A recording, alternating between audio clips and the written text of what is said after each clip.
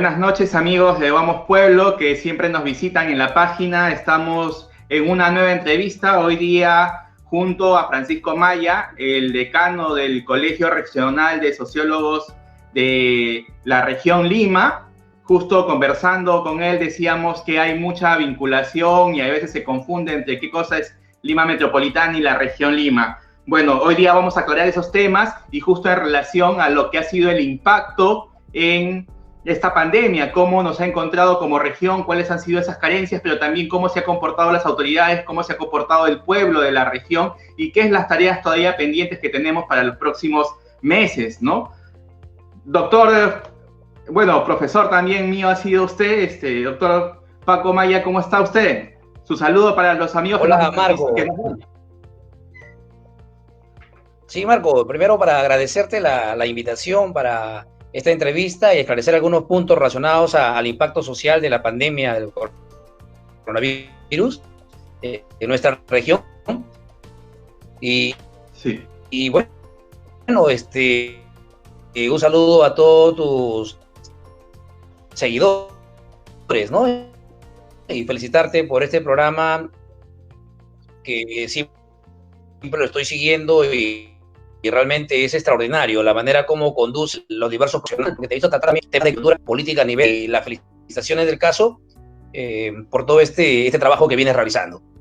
Sí, muchas gracias, profesor, con mucha estima también. Hoy día lo hemos invitado justo para conocer algunas cosas, ya que nosotros formamos parte de esta región y nos apena cómo están pasando algunas cosas que inclusive no se llega a los medios nacionales, ¿no? Tenemos ya más de 30.000 casos de coronavirus, más de 1.400 muertos y también justo conversábamos al inicio, antes de salir, como se dice al aire, de que somos todavía una región joven, que hace pocos años recién se ha podido dar esta institucionalidad que nos administra de cierta forma y que seguramente eso también forma parte de la estructura social, de esta estructura social que está en la sociedad huachana, en la sociedad barranquina, del sur chico, y que también ha impedido de que las cosas vayan mejorando y por eso hemos afrontado de tan mala manera esta pandemia.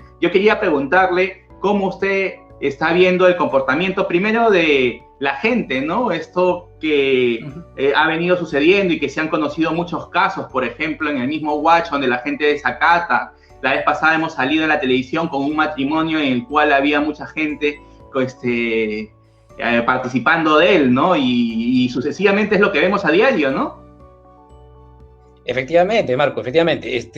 Tú como un buen profesional de la sociología, conoces bien de que la mirada sociológica siempre se dirige desde dos perspectivas, ¿no?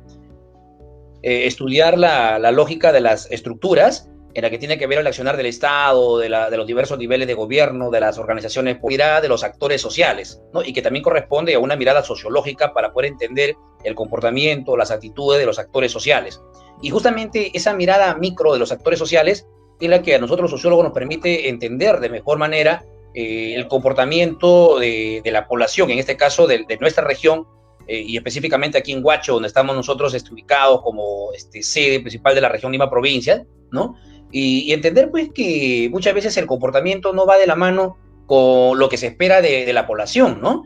Hay diversos factores. En primer lugar, un primer factor es que cuando se desacatan las normas, hay que entender también que es una población, en su gran mayoría, una población que vive de los ingresos diarios. Entonces ahí condenarlos a una cuarentena, a encerrarlos en sus cuatro paredes por mucho tiempo, también es condenarlos a morir, ¿no es cierto? Entonces ellos tienen que salir a buscar el pan que solvente pues las necesidades del hogar, de la casa, ¿no? Y entonces se justifica en ese punto de vista.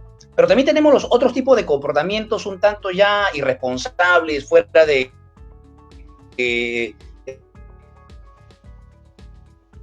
lo aceptado dentro de una normalidad que se deben tomar en cuenta para poder paliar la situación de la pandemia, ¿no? Y ahí hay que, entonces, nosotros entrar en algunos conceptos que la sociología maneja mucho, como es el tema de la idiosincrasia, el tema de la cultura, ¿no? Y desgraciadamente nosotros, en el Perú en general, y en particular en nuestra región, hemos podido constatar de que ese término que algunos sociólogos llaman la cultura chicha es una realidad, pues, ¿no? O sea, muchas veces nos gusta ir contra lo establecido.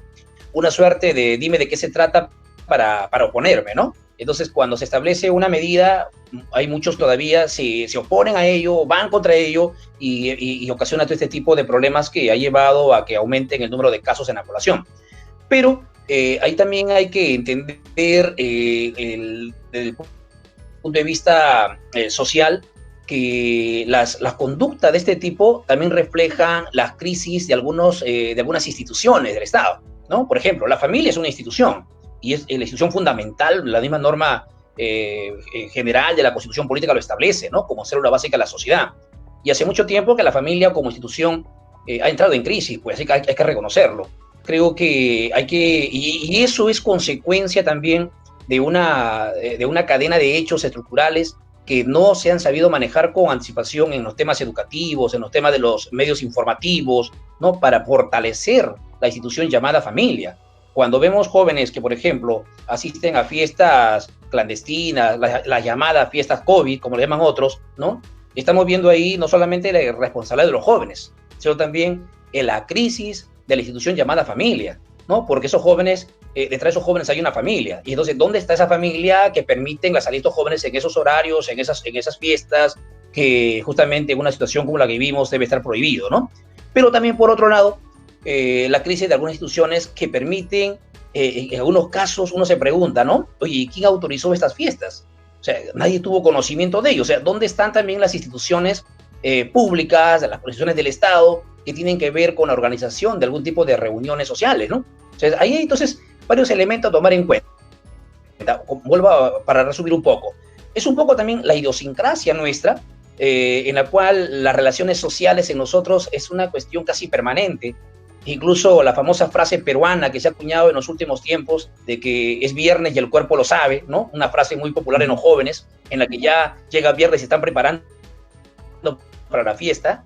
Entonces, pasar por una situación de esto, un mes, 2 meses, y llegar a medio año, en la cual no pueden reunirse socialmente como están acostumbradas, dada nuestra idiosincrasia, ¿no? De ser personas alegres, sociables, en fin, y en el cual incluso la reunión social tiene que estar acompañada siempre de algunos brindis respectivos, porque esa es nuestra idiosincrasia, hay que entenderlo así. Entonces lleva también a situaciones como la que hoy estamos viviendo, ¿no? Entonces, eso es básicamente, o sea, y ahí nos ha faltado, pues, entender el comportamiento de la gente, ¿no? O sea, no solamente es un problema que tiene que ver con la sanidad, con la crisis de la salud pública, que es algo real, es algo cierto, ¿ya? No podemos negar ello, pero también nos ha faltado de las altas esferas del Estado saber entender el comportamiento de la gente, dada la idiosincrasia misma que tenemos nosotros como una población dentro de lo que uno llama una cultura chicha, ¿no? Tanto la informalidad como te afirmaba, ¿no? Sí, usted ha mencionado algo bastante importante, que es todo este gran sector que está en los servicios, que está en la informalidad, que tiene que buscarse día a día el pan para sobrevivir. Y eso trae a colación el hecho de que, si bien se piensa que somos parte de esta Lima centralista, de esta Lima que recibe los recursos, de esta Lima que sí tiene ciertas instituciones, infraestructura y acondicionamientos, realmente no es así. Más bien somos las provincias que estamos a su alrededor los que sufrimos de muchas carencias. Pues si nos damos cuenta, en el norte, Chiclayo, Piura, La Libertad, se ha desarrollado cierta industria, se ha desarrollado negocios y grandes empresas. En el sur del país igual. Pero los que estamos en el corredor al costado de Lima, vivimos prácticamente del turismo. Huacho sin el turismo hoy día está padeciendo muchísimo, ¿no? O sea, nos llamamos la ciudad de la hospitalidad porque justo es el pase para llegar a Lima o para salir de él, donde mucha gente se queda unos días o viene a visitar o disfruta de la salchicha huachana, de la campiña en Huacho, de las playas. Y ahora sin esta entrada, prácticamente la gente está viéndoselas por sí mismas, ¿no? Después seguramente hablaremos un poco más de las autoridades, pero quiero ver esa reflexión que, como desde la sociología usted nos puede dar una mirada. Marco, mira, el crecimiento, hay que un poco remontarnos a cómo Huacho se constituye en una zona urbana, ¿no? y el crecimiento urbano de Huacho, haciendo un poco de historia, se remonta a los años 70, en el que empieza el crecimiento urbano de Huacho, y el cual incluso mi tesis de licenciatura en sociología, estudié ese crecimiento urbano y hablaba del eje urbano Huacho-Gualmay, ¿no? Porque a partir de esa época, de los años 70, con las migraciones hacia Huacho, de las zonas andinas, ¿no? Y mucha población llegó también de la zona de la zona Ancachina, dado el terremoto del 70, ¿no? Entonces, Huacho-Gualmay se forma en un solo espacio urbano, ¿no? Pero hay una cuestión muy importante aquí. El crecimiento de las ciudades y de las grandes metrópolis en Europa siempre obedecieron a una relación lógica entre el crecimiento industrial que absorbía la mano de obra migrante, ¿no? Esa ha sido la lógica del desarrollo de las ciudades en Europa. Y en algunos países grandes también, económicamente hablando, en Sudamérica, ¿no? Pero en el Perú ocurre otro fenómeno distinto. En el caso específico de Huacho, la única industria grande que teníamos en esa década era la industria pacocha, ¿no? Sí. Y era insuficiente para absorber toda la mano de obra migrante. Y lógicamente luego surgen pequeñas empresas pesqueras, transformadoras de la anchoveta en harina para la exportación, en fin, ¿no? Pero eran insuficientes para poder captar esa mano de obra. Y eso significó para Huacho el enorme crecimiento de la informalidad de esa época, ¿no? O sea, si tú recordarás, todos los gobiernos, las anteriores gestiones de los gobiernos locales tuvieron el arduo trabajo de reorganizar, de ordenar el comercio ambulatorio. Esa ha sido siempre la lógica aquí en Huacho, ¿no? Porque ahí estaba justamente toda esa población migrante que no fue absorbida por la industria aquí, que era tan insuficiente. Y se creó toda una suerte de lo que sociólogos llamábamos en esa época los cinturones de miseria, ¿no? Es decir, cómo la ciudad fue creciendo en base a asentamientos humanos, que en esa época se le llamaba barriadas, ¿no? Luego pueblos jóvenes, luego asentamientos humanos, ha ido cambiando de nombre, pero las condiciones de vida siempre se mantuvieron igual, ¿no? Y como dijo un autor que estudiaba este tema, decía, el migrante es doblemente invasor, ¿no? Porque primero invade la ciudad para vivir, creando los cinturones de miseria, y luego invade las calles para trabajar, creando la informalidad, el comercio ambulatorio, ¿no? Y esa ha sido la característica de Huacho durante años, pues no hemos sabido crear situaciones, digamos, en las cuales esta población migrante pueda ser absorbido por un empleo formal, ¿no? La formalización de todo este sector ha sido mínimo, ¿no? Y cuando ya Huacho se convierte en una zona turística dada la cercanía a Lima, entonces muchos de ellos entraron en este sector en la cual ofrecen una serie de productos que puedan ser llamativos para el visitante, para el turista. Y dada esta situación, es una de las poblaciones que más se ha visto pues afectada por la pandemia, ¿no? Porque todo esto quebró todo el circuito turístico en la zona, ¿no? Estamos hablando solo de la ciudad de Huacho, imagínate también si nos vamos más allá, recuerda que la región tiene también una zona andina, ¿no? Y en la zona andina también es otra característica, dado que somos nosotros una región que tiene básicamente costa y sierra, y lo hace una región con muchas particularidades culturales también, ¿no? Sí, claro, lo que usted menciona, ese proceso de urbanización, ese proceso en el cual se han ido generando inclusive los sectores sociales, como hoy los conocemos, es bastante interesante. Y también es interesante que, aún teniendo una vasta cultura, una vasta historia, no podemos inclusive tener un nombre propio, ¿no? Porque nos llamamos la región Lima, provincia. Cuando está acá Caral, está acá Huaura, que podemos ser la región Independencia muy bien, y tenemos un sinfín de culturas que están inclusive hasta datadas un poco más atrás de Caral, ¿no? Bandurria, Áspero, Bichama. Se supone que los incas llegaron acá y había una cultura de los chamanes, de los brujos, ahí están los hombres tatuados que todavía están como parte de la cultura, ¿no? Los cuchimilcos. Sin embargo, todo este bagaje cultural de identidad se desaparece prácticamente ante los ojos de la capital, ¿no? Más bien todos nos relacionan con Lima. Cuando se habla de cuántas personas tienen agua potable, al toque dicen 95% sí tiene agua, pero nosotros en muchas de las partes de la región no existe el agua todavía. Hay muchos pueblos que están a 15 kilómetros, a 20 kilómetros de la Panamericana, y uno se tiene que tardar casi hora y media, 2 horas para ingresar. El mismo caso usted menciona de la parte de la sierra, y ahí tenemos Ollón, por ejemplo, ¿no? O Cajatambo, que debe ser una de los caminos más difíciles de todo el planeta para poder acceder, ¿no? Entonces, todavía hay cosas pendientes. Y Y eso trae también a colación el hecho de los gobiernos regionales que nos han tocado, ¿no? O sea, hemos recibido dinero de regular cantidad, se prometía que iba a haber un tren de cercanía, se han prometido la renovación del puerto de Huacho, se ha prometido un sinfín de cosas que en estos gobiernos regionales al menos no se han dado. ¿Usted cómo evalúa, no al detalle, quizás no prejuzgando a las personas que han participado de los gobiernos regionales? Habrá tiempo seguro para conversar sobre ese tema más político, pero ¿cómo ha sido a nivel general el hecho de que el gobierno regional se haya acentuado en estos últimos años en Huacho? Que inclusive está disputado por Cañete para querérselo llevar, ¿no? Claro, es que el problema está que hay un dicho popular que dice que lo que mal empieza, mal termina, ¿no? Y desgraciadamente nuestra región tiene esa particularidad, pues nosotros empezamos con enormes problemas, incluso para definir la sede regional fue una pugna enorme, ¿no? Y todavía seguimos con esa posibilidad de algún día perder esa sede, ¿no? Porque Huacho no es propiamente capital de la región, ¿no? Y segundo, el otro hecho de que no contamos pues con una región con un nombre propio, o sea, nos siguen vinculando con la capital, con Lima, lo cual incluso está llevando a que incluso en esta pandemia mucha información, muchos datos tienden a confundirse con lo que es Lima, ¿no? O sea, no sabemos diferenciar, salvo algunos informes muy detallados que se han hecho, pero después los datos que se transmiten a nivel de los medios de comunicación nos relacionan con Lima en general, ¿no? O sea, nos ven como parte de Lima metropolitana y entonces ahí tenemos esa dificultad. Creo que nos ha faltado también asumir una suerte de mayor identidad regional, ¿no?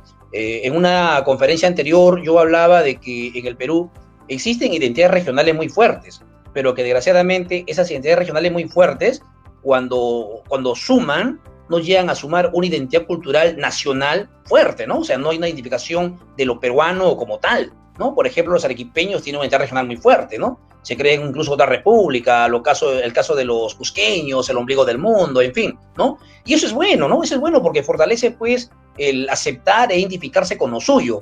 Pero el problema está, ¿qué pasa con nosotros? Mira, tenemos argumentos históricos para fortalecer nuestra identidad, sentirnos orgullosos, por ejemplo, del gran descubrimiento de Caral y entender que a partir de Caral, al margen de todo el debate teórico que puede haber al respecto, pero al margen de ello, sentirnos orgullosos después de que hoy se afirma que justamente en este territorio regional surgió la matriz de todas las culturas, ¿no? Que mucho tiempo se pensó que era Chavín y se tocó la historia con todo ello.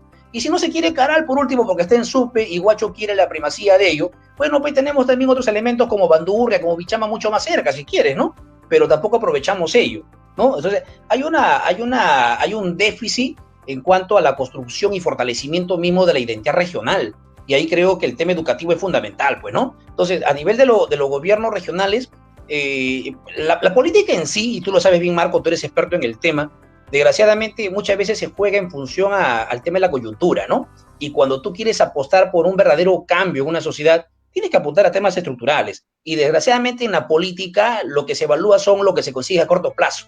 Y trabajar a largo plazo es apostar, por ejemplo, por el recurso humano, en el tema de salud, inversión en educación, ¿no? Que es fundamental. Y eso no se ha dado, pues, ¿no? Porque aquí incluso seguimos esperando la inauguración de un hospital fantasma, de cuántas gestiones han pasado y seguimos nosotros esperando que algún día se inaugure ello, ¿no? Y hoy esta pandemia, pues, nos pasa la factura de lo que no se hizo a tiempo a nivel de las gestiones de los gobiernos regionales que hemos tenido, ¿no? Entonces, ese es un gran problema, ¿no? Y por otro lado, pues, el famoso, el divorcio que existe entre la clase política a nivel de nuestra región y nuestra población. O sea, hay una lejanía enorme para poder entender realmente la demanda de la población, el sentir de la población, ¿no? O sea, no han sido capaces de poder escuchar y plasmar en propuestas, en políticas concretas, lo que realmente la población siente, desea y necesita en esta región. Creo que la lógica ahí es un enorme divorcio entre nuestra clase política y los sectores sociales más empobrecidos de la región, ¿no?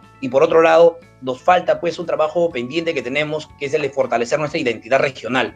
Creo que Huacho tiene las bases suficientes para poder, Huacho y la región en general, para poder fortalecer esta identidad y poder constituirnos en una verdadera región con principios, con valores regionales, con elementos culturales, naturales, la valoración de nuestro paisaje turístico, que tenemos aquí mucho, que nosotros poder brindarle al visitante y sentirnos orgullosos de ello, nuestra gastronomía misma, ¿no?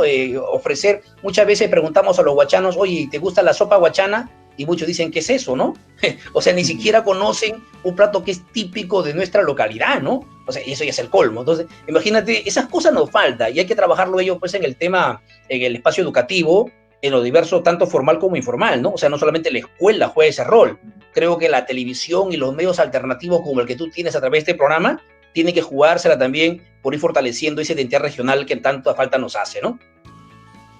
Sí, interesante todo lo que nos narra en cómo se ha ido conformando este tema de lo institucional en la región, en especial en Huacho, debido a que somos de ahí.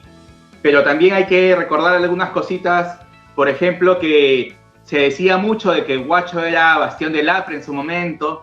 En algún momento la gente ha votado por Ollanta y Ollanta arrasó, también tuvo sus casi creo que 4 candidatos por ahí.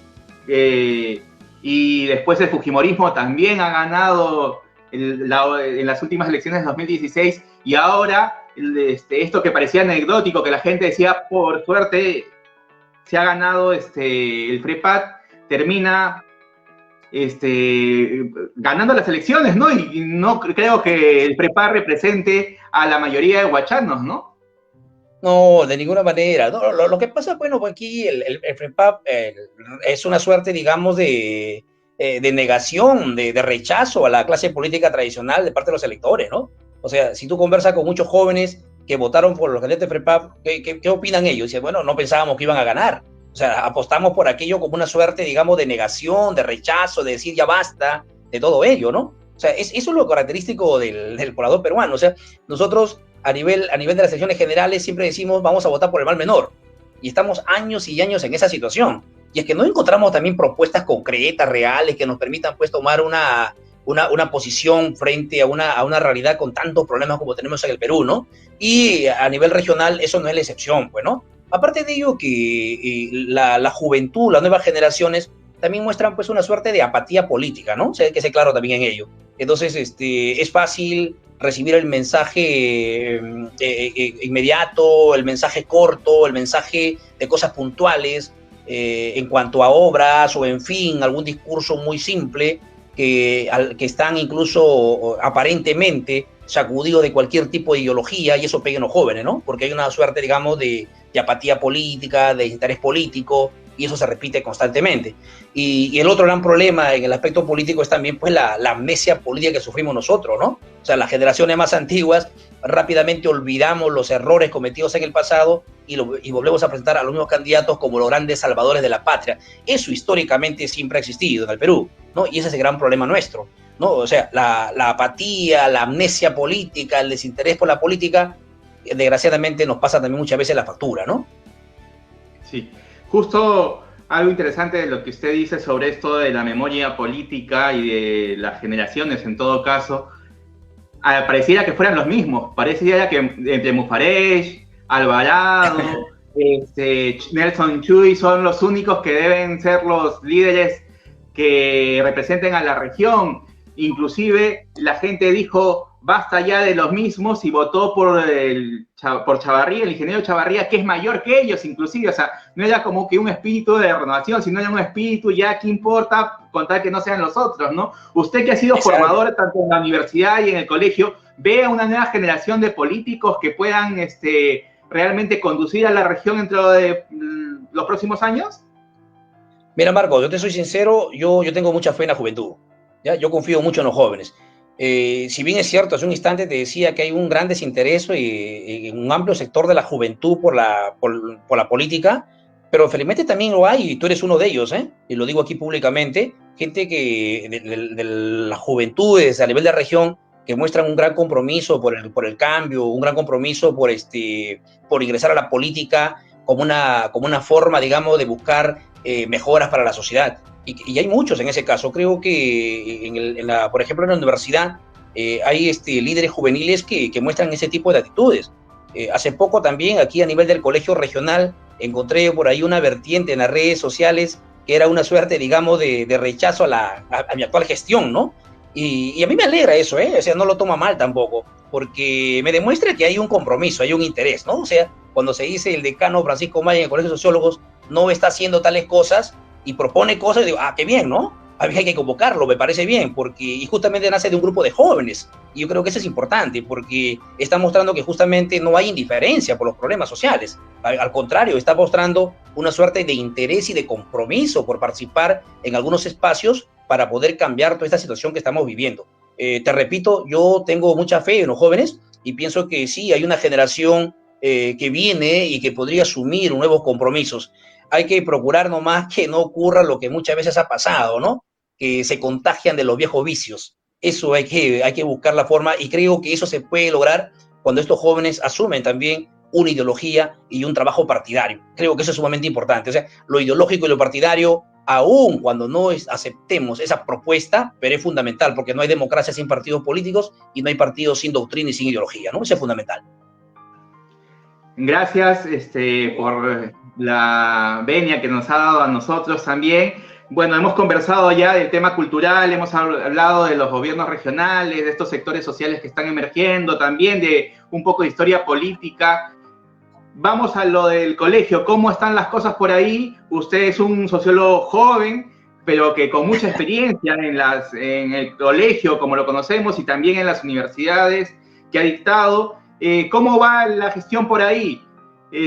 ¿Cuáles son las actividades que tiene todavía pendiente? Porque Huacho también es una historia, tiene la historia de la sociología también presente en varios escenarios, ¿no? O sea, el primer congreso de sociólogos se da ahí, siempre ha habido sociólogos que han tratado de generar algunas ideas, ¿no? En el marco de la política regional también, ¿no?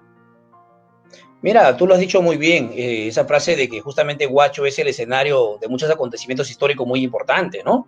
El primer grito de la independencia aquí se dio aquí en Huaura, ¿no? Cercanía a Huacho, en esta región, y hay muchos escritos al respecto, ¿no? El tema del primer congreso de sociología fue justamente en Huacho, y eso siempre se recuerda en los ámbitos, en los espacios académicos de la sociología, ¿no? Siempre hay ese tipo de añoranza por lo que significó Huacho como sede del primer congreso nacional de sociología, ¿no? Y este año teníamos nosotros un nuevo congreso de sociología. Mira, la circunstancia nos ha llevado justamente a que tenga que todo dejarse de lado.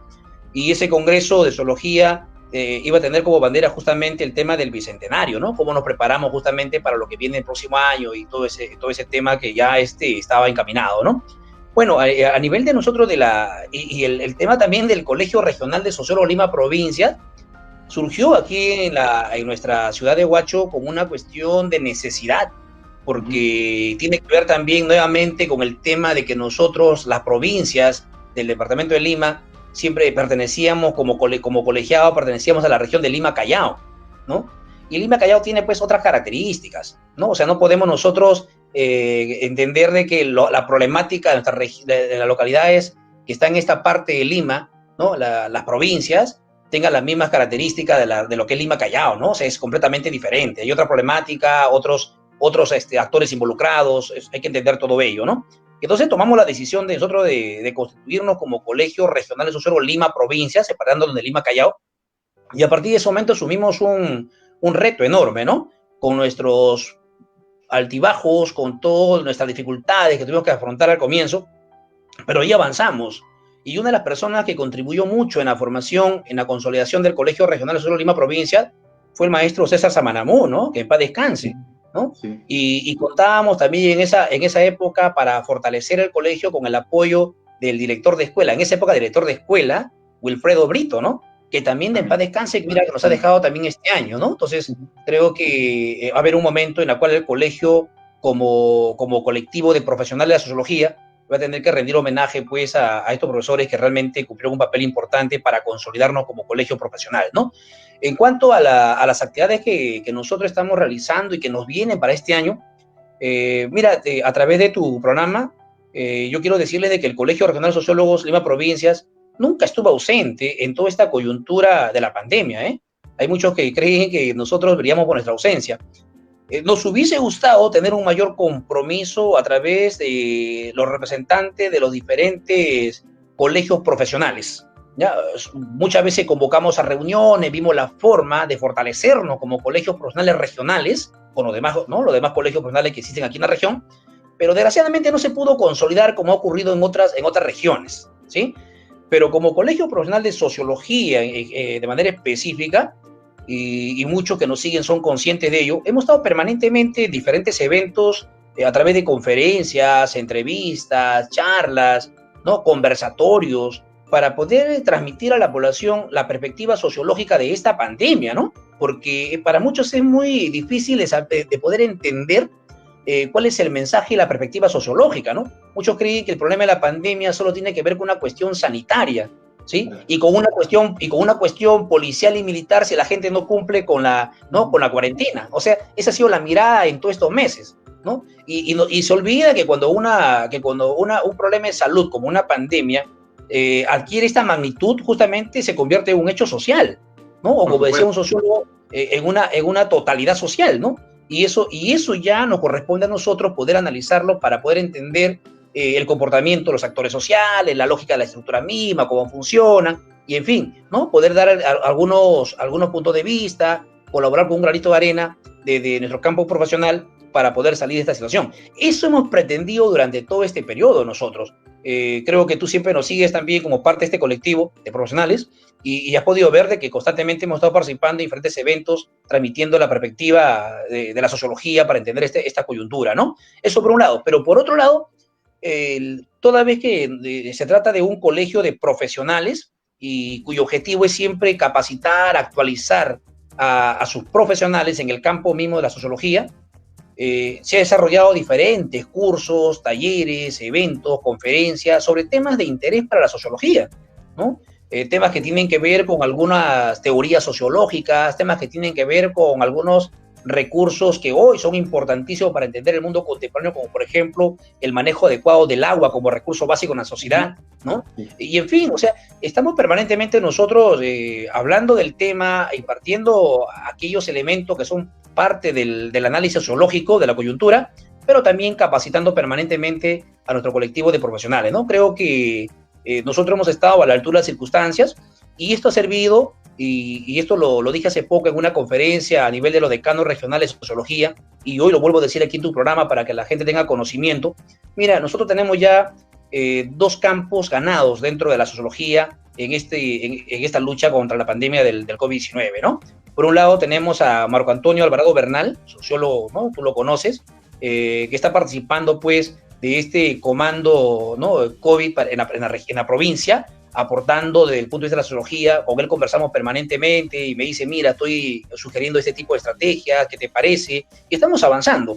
Lo que no conseguimos muchas veces, y eso te lo podrían decir también otros colegas que participan de ello, lo que no conseguimos muchas veces es que realmente las propuestas de la sociología encuentren eco, aceptación. Claro. O sea, sí. Se nos convoca, estamos ahí, perfecto, decimos, bien, vamos a colaborar con nuestra perspectiva, pero luego se pone solo la atención y la importancia debida a lo que es el sistema sanitario, ¿no? Que es tan importante, cierto, pero dada la situación que vivimos hoy, hay otros elementos que también están en juego y que deben ser analizados. Y la sociología aporta, contribuye con ello, y no siempre se encuentra pues la recepción necesaria, porque muchas veces no se entiende desde otros sectores y de otros campos, no se entiende lo que realmente significa la sociología para poder articular algunas propuestas y estrategias que permitan paliar la situación, si se quiere, y ir revertiendo toda esta situación que estamos viviendo, ¿no? Eso es uno. Y el otro es que a nivel de la Municipalidad Provincial de Huaura se nos ha convocado recién, no tenemos ni una semana todavía, se nos ha convocado para formar parte también de esos comités comunitarios que tienen a nivel de diferentes sectores de la comunidad de Huacho, pero básicamente para poder capacitar, orientar a la población en cuanto a lo que es el comportamiento social, ¿no? En eso estamos, ya estamos coordinando con el responsable, que también es un sociólogo, ¿ya? Y vamos a empezar ya a establecer un nivel de diálogo, de charla, de acercamiento con la población de nuestra provincia, ¿no? Creo que vamos ganando espacio, a pesar de que todavía muchos no entienden realmente lo que es el rol del sociólogo en la sociedad, pero vamos ganando espacio y creo que eso es algo que se debe reconocer y se debe valorar porque es parte, pues, del trabajo que hacemos nosotros como colectivo de profesionales, ¿no? Bueno, desde aquí damos el más sentido pésame a los sociólogos que nos han dejado y también me he enterado de otros profesores más de la universidad que han fallecido también como consecuencia del COVID y de otras enfermedades por esta época. No puedo yo despedir esta entrevista sin preguntarle a la universidad cómo va la universidad. Se logró acreditar, pero sin embargo todavía siguen existiendo algunos problemitas por ahí. ¿Nos puede comunicar algunas de las cosas que están pasando en la coyuntura de la universidad? No, la acreditación todavía es un proceso, Marco, no hemos logrado. Lo que hemos logrado por el momento es el licenciamiento, ¿ya? Que es una etapa previa de evaluación. ¿No? Claro, ¿no? Estamos en ese proceso. Pero, claro, la situación de la pandemia nos agarró a todo el mundo en una suerte, digamos, en la cual estábamos reajustando, haciendo ajustes en las comisiones y todo lo demás. ¿No? Entonces, eso nos ha llevado también a frenar un poco el trabajo, que además hoy todo es virtual, ¿no? Y hace un instante conversábamos, ¿no? Cuando conversaba contigo, ¿no? Antes de salir al aire, y te decía lo difícil que es la educación virtual. Yo te decía, no, para mí no es una cuestión fácil, y tú lo sabes, te decía, porque los sociólogos comprendemos mejor lo que es la interacción social. E interactuar a través de los medios virtuales no es lo mismo que interactuar directamente con las personas, en este caso con los alumnos. Es completamente distinto, porque las miradas, los gestos también transmiten mucho, ¿no? Y muchas veces detrás de una máquina tú no sabes si el alumno tiene un gesto u otro, te entiende o no te entiende, o está en otros asuntos. Y entonces constantemente hay que preguntar y cosas por el estilo, y se hace una cuestión mucho más tediosa. Encima de ello, ¿no? La educación virtual tiene las dificultades porque, y en el caso de sociología, dada la particularidad de nuestra población estudiantil, muchos no cuentan pues con los medios para poder desarrollar las clases en mejores condiciones, ¿no? Si a nosotros los docentes muchas veces nos falla, imagínate la línea de internet, tenemos muchos alumnos que no pueden avanzar con este tipo de situación. Entonces, ahí hay que ser también muy empático, ¿no? Saber comprender al alumno, ponerse en lugar de ellos, y eso es un trabajo enorme, un trabajo enorme. Si el trabajo ya en el aula de clase, ¿no? Implica una interacción permanente con el alumno, un compromiso y una empatía para poder entenderlos, imagínate a nivel de este medio, ¿no? El trabajo es mucho, mucho mayor, ¿no? La buena noticia, a tu pregunta, es que justamente el día de ayer me llegó a mí una nueva resolución emitida ya ¿no? a nivel del rectorado, en la cual se está aprobando se ha reestructurado la comisión de acreditación de la Escuela de Sociología, ¿ya? Dado que tenemos el caso del profesor Wilfredo Brito, que ha fallecido, ¿no? y algunos otros cambios que se han realizado a nivel del cuerpo de docentes, ¿no? Entonces, la buena noticia es que se ha reestructurado y se me ha convocado a mí para participar de este proceso de acreditación. Así que en buena hora habrá que coordinar con los colegas, retomar este tema y seguir adelante, porque creo que la carrera de sociología es muy importante, aunque muchos no lo entiendan, pero una sociedad que no entiende realmente los aspectos básicos de cómo funciona la lógica de los actores, las estructuras y cómo es el funcionamiento social, no tiene sentido de ser. Yo en una charla le decía a los colegas de sociología, la tecnología, la técnica es buena, es importante, ¿no? Tenemos que convertirnos en una ciencia que sea aplicativa, que proponga cosas concretas, perfecto, muy bien, pero no podemos dejar de lado el análisis crítico de lo que acontece en la realidad, y solo la sociología nos permite ello. Creo que es la ciencia que tiene mucho que aportar en esta nueva perspectiva, ¿no? Muchas gracias. Con esas últimas palabras nos quedamos. Un fuerte abrazo y a cuidarse. Nuestro amigo, el decano Francisco Maya, ha estado por las pantallas de Vamos Pueblo. Sus últimas palabras. Solo para agradecerte a ti, Marco, por esta oportunidad de poder llegar a la población de nuestra región y poder pues conversar sobre estos temas que son tan importantes para, ¿no? poder explicar mejor en qué consiste el análisis sociológico de estos problemas, ¿no? Un abrazo a la distancia, Marco, y el mejor de los éxitos para ti. Muchas gracias.